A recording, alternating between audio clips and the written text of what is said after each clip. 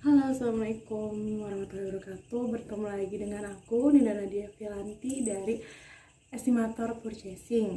Pada kesempatan kali ini aku mau ngebahas jenis tanah urugan yang bagus untuk menguruk jalan. Karena kan sekarang lagi mulai lagi tuh, kemarin kan PLK 5 udah selesai, tapi sekarang kita lagi buka lahan lagi di Tengah Tani dan di AWN 1 tahap 3. Kalau di Trusmi sendiri kita tuh sekarang lagi nguruk dua macam tanah, yaitu yang pertama tanah merah dan juga limestone, batuan limestone. Sebenarnya kita nguruk pakai tanah merah dan pakai limestone itu udah cukup ideal loh, karena tanah merah dan limestone itu udah masuk spesifikasi urugan yang bagus. Nah, aku sekarang mau bahas jenis urugan apa sih yang bagus dan harus gimana sih biar urugannya itu dia kuat dan bisa menopang beban di atasnya tanpa harus ada ambles ataupun yang lainnya. Pertama kita harus tahu kita tuh nguruk tanah kenapa. Kita tuh mau nguruk tanah karena kita mau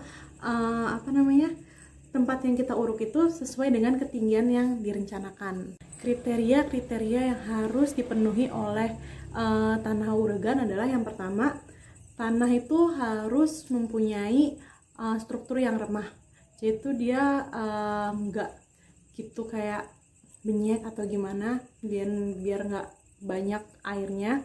Terus yang kedua itu struktur tanahnya harus berupa butiran, jadi makin berbutir makin bagus.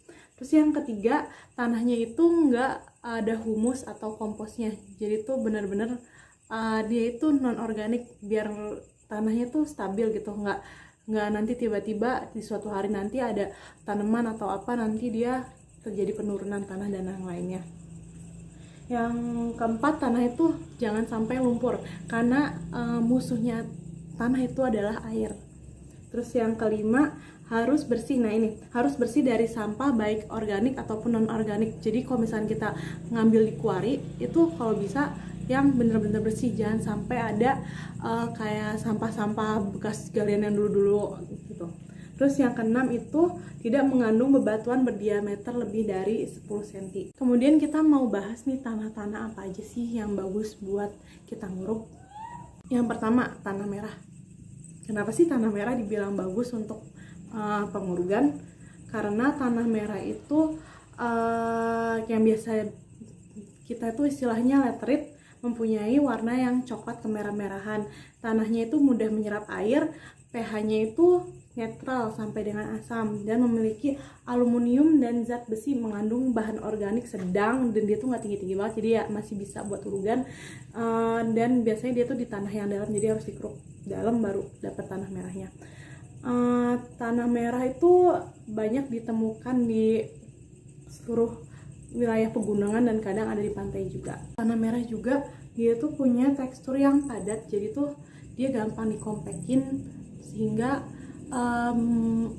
sebenarnya dia tuh bagus buat urugan karena dia tuh compact, karena dia tuh mudah dipadatkan. Jadi itu adalah kelebihan tanah merah buat urugan. Kedua, ada tanah wadas. Tanah wadas itu mempunyai karakteristik memiliki kepadatannya tinggi, jadi itu dia bagus buat nguruk, jadi dia nggak gampang goyang. Terus struktur ini terbentuk dari lapukan batuan induk dengan kandungan organik yang rendah. Nah, karena kandungan organik yang rendah ini dia pasti bakal stabil, dan bisa dibilang hampir nggak ada sih. Karena tanah wadas ini teksturnya benar-benar padat, jadi itu kan dia nggak mungkin ditanemin oleh yang kayak organik gitu. Jadi ini nih bagus banget buat infrastruktur bangunan, buat urugan infrastruktur, di kayak misalkan mau bangun bangunan bertingkat, uruknya pakai itu, jadi dia tuh benar-benar stabil dan kokoh. Kemudian ada tanah kuning. Tanah kuning ini bagus banget buat pengurugan, karena tanah kuning itu biasanya tuh ditemukannya bersamaan sama tanah merah, jadi di mana tanah merah di situ ada tanah kuning. Dan dia tuh bisa ditemukan di seluruh wilayah Indonesia. Terus dia tuh mempunyai organik yang rendah, jadi tuh seperti yang dikatakan di awal tadi, syarat-syarat material urugan itu dia harus punya material organik yang rendah biar dia tuh bisa stabil dan nggak akan labil Jadi dia tuh bagus, dia juga mudah menyerap air, kuat dan kokoh untuk bahan pengurugan. Kemudian kita punya tanah limestone yang biasa kita uruk di TL5 dan di pokoknya semua di AWN kita iya, di Tengah Tani kita iya, dulu di Pamengkang juga iya. Limestone itu biasanya dikenal dengan gamping atau kapur. Jenis tanah yang terbentuk dari pengendapan cangkang, kerang atau karang laut. Secara fisik limestone warnanya putih tapi kotor, tapi putih gitu, bukan kayak batu kali tapi dia putih karena dia kapur. Limestone tuh tergolong dalam bahan galian C yang artinya bahan galian industri. Dalam dunia konstruksi limestone tuh bagus banget buat urugan karena dia menyerap air dengan baik. Selain itu limestone juga mempunyai kepadatan yang tinggi, jadi tuh dia bagus banget buat jadi base karena dia nggak gampang merubah posisi ataupun labil, jadi dia kokoh. Jadi dia tepat yang dilakukan pengurugan sekarang. Nah, sekian dari saya. Jadi kita rangkum ya. Jadi di dalam dunia konstruksi itu pengurugan itu penting biar kita tuh bisa dapat level yang kita mau. Nah, biar kita tuh urugannya bagus, pakem dan nggak gampang geser dan nggak akan ada jadi perkuatan tanahnya bagus, biar nggak usah ada dindingan tanah dan apapun, kita harus base-nya itu harus bagus dengan memilih urugan yang baik. Urugan yang baik itu gimana? Dengan mencari material urugan yang padat, yang berbutir dan yang minim humus ataupun makhluk hidup atau organiknya banyak. Nah, 3 itu harus dicanangkan dengan baik.